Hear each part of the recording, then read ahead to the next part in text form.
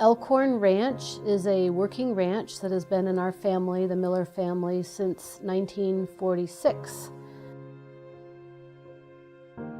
Here at our ranch at Elkhorn, we found in the early 80s that conditions had evolved such that we had very dense mesquite densities in some areas.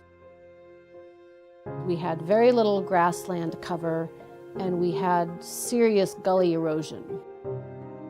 The grasses have a dense network of shallow roots which hold the soil in place, and the structure of that perennial grass captures rainfall and encourages it to infiltrate into the soil, and really plays an important role in watershed function. Places like the Altar Valley, we're in the watershed of a major drainage that feeds the aquifer for Tucson. So a million people downstream depend for part of their water supply on the recharge from this valley. Most of southeast Arizona, call it 150 years ago, roughly when the first big wave of white settlers came into the country was just a sea of grass. Some of the early descriptions of the valleys of southeast Arizona were just open grass from one mountain range to the next. And it was just a rancher's dream, this grass extending for miles and miles. And at the time, they simply didn't realize how fragile the country was.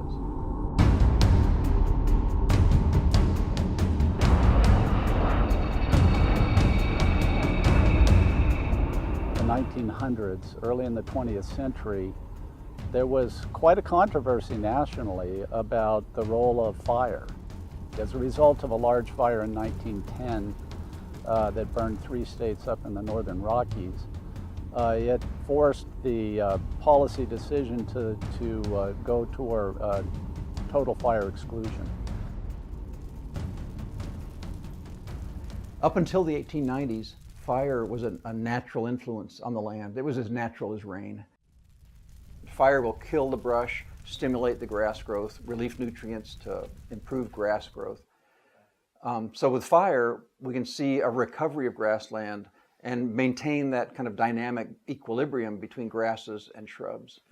Excluding fire is ill-advised, and that the application of prescribed fire is a legitimate and most ecologically appropriate and inexpensive tool that we have at our disposal. People had been starting to use prescribed fire as a management tool to rejuggle the vegetation back towards grassland, away from brushy type vegetation. And that program was very successful, but as a lot of the regulatory issues, Endangered Species Act compliance, as those laws became a bigger part of doing business, it became much harder to do these management practices. What we're finding today is that while everyone believes that prescribed fire is a very good management tool, we are finding that it is very difficult to implement.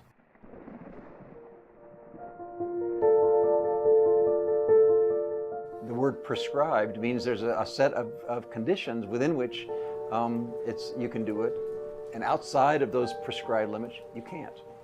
And so it's very easy in any given year to not have your prescription line up in a way that you can actually do the project. Thank you so much for coming. Well, I think the opportunity today between having a meeting between the Malpai Borderlands Group and the Altar Valley Alliance was a cross-boundary conversation. Getting the right groups of people together from those two initiatives, very place-based initiatives, plus a few other key resource people, to really tackle their priority issues on fire. And everyone has kind of a piece of the solution, and you can see stuff getting done on the ground. You know, I was sort of retired last night from the evening conversation, and I was thinking, well, I don't know, it doesn't feel like we really have any obstacles. You all have diligently and persistently and doggedly cleared the trail. It's these place-based groups, collaboratives, that are bringing together, say, the rural producers, landowners with environmental organizations and all the agencies and others. You can't help but feel optimistic because they just care about it so much. And so you get enough people together that care that much, and you figure something good is going to happen. That feels wonderful, you know, to be able to ride through an area and see a place that at one time it was sort of raw and ugly, and now you see it covered with vegetation and you see its shape more rounded. There's bigger plant diversity in that area. That's really satisfying.